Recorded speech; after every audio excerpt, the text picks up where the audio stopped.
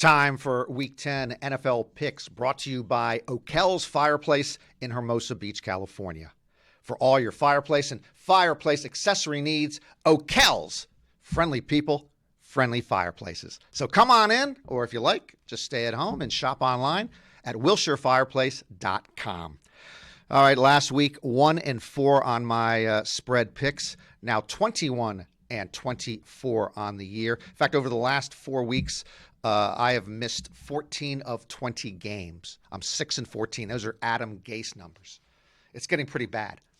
If I would have been fired if I wasn't the boss. And my wife won't even go out to dinner with me now unless we sit at separate tables. But I really believe that we are going to turn it around, and we will start to turn it around this week with the Buccaneers favored at the Panthers. Tom Brady stunk up the joint last week. I was on his sinking ship because I backed the Bucs last week. And sure, I was on a lot of sinking ships, but this isn't about me. This is about the greatest of all time reaching onto my table and taking bread away from me because he wasn't playing well. Okay, even Brady's coach, Bruce Arians, criticized him again. You never saw Belichick criticize Brady publicly, in or out of his hoodie. Well, as I've mentioned before, this is why Tom Brady's going to bounce back. All the great ones do. We've talked about this. When they go from a stinker to a stunner, and we've seen that this year already with Aaron Rodgers, with Russell Wilson, with Drew Brees. Plus, I'd like to remind you all again that Brady spent 20 years in New England with virtually no wide receivers of note and won 6 Super Bowls. Then he gets to Tampa Bay, and within 20 minutes, he suddenly has the Algonquin roundtable of wide receivers. What, you never heard of the Algonquin roundtable? Look it up! God, I am just disgusted by you people. Anyway, Brady's going to get better protection this week, and I'm going to take the Buccaneers minus 5.5. We move on to the Washington football team, underdogs at the Lions. And this game is actually all about Alex Smith, and what a story he is. You remember the broken leg, 2 years. 2 years after he has that incredible broken leg, after he has an infection that nearly ends his life, after he goes through a rehab from hell, he's now starting again in the NFL. It is inspiring. Of course, on the downside, this start comes with the Washington football team, the only thing in D.C. that constantly underperforms the Washington U.S. government.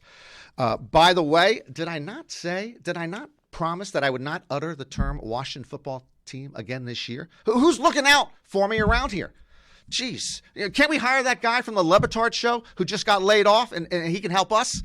Anyway, Alex Smith gets his first NFL start against the always underperforming Detroit Lions. Since the start of 2019, the Lions have won just 2 games by more than 3 points. So I like Washington here getting 3.5. In fact, let's give Alex Smith the win outright. Take WTF plus 3 in that one. The Giants underdogs against the Eagles. Now, how many times are we going to sit here and tell you that a matchup of 2 NFC East teams that are horrible, terrible, abominable, deplorable, and unspeakable is critical in terms of the division title? Well, I guess it's going to be every time they play. We're past the halfway point of the season, and the Eagles have 3 wins. Washington, the Giants, and the Cowboys all have only 2 wins, okay? So every game between those teams is playoff atmosphere. And deal with this, America, one of those 4 teams still can become Super Bowl champion. Well, no matter how awful they are, how dreadful they are, how revolting, how atrocious, and how loathsome they are, one of those teams could be the Super Bowl titleist. Anyway, you remember one of my rules in division rivalries? When one of the teams is an underdog and they're both about the same quality, you got to take the underdog. And plus, frankly, the Giants, if you look at them, relatively speaking, they haven't been as egregious as you think. Their defense is playing pretty well. I'm going to take the Giants plus 3.5. And we move on to our calendar pick of the week. Calendar picks, 54% since 1959. Wow. Okay, Jaguars at the Packers.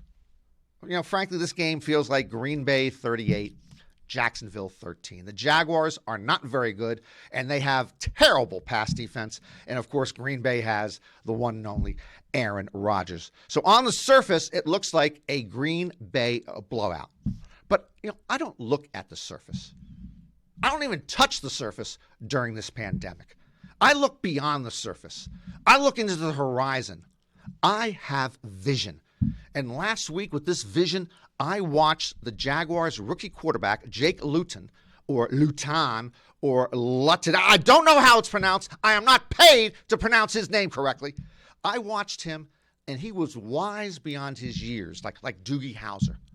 NFL research tells us that he was the first player since 1950 to have 300-plus completions, 300-plus yards, passing yards, 25-plus completions, and at least one rushing touchdown in his first career start. Now, I don't like numbers, and that sounds something like some type of BS esoteric stack, but it does tell us that he is good.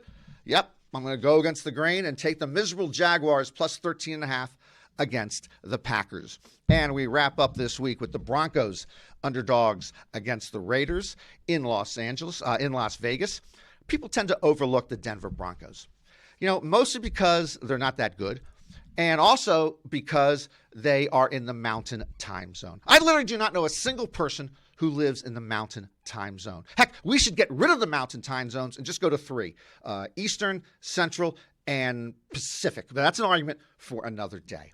Anyway, these Broncos have been playing better of late, and let me tell you the secret to this game. It has nothing to do with matchups or weaknesses. The Broncos are 3-1 against the spread on the road because people don't expect much from them and because they don't really have a lot of sex appeal. They pretty much remind me of me. Now, the Raiders are just 1-2 against the spread at home, and they're not even at home. They're in a new empty stadium, and their owner, Mark Davis, doesn't even go to games at their new empty stadium. So, one team is 3-1 ATS, the other team is 1-2 ATS. That's what we call in the business a cha-ching trend. Cha-ching! Yes, take the Broncos plus 5. All right, folks, I hope we do better this week. And I remember I used to be a left-handed genius. I haven't been lately, but let's get back on the winning wagon, and I will see you next week in line at Wells Fargo.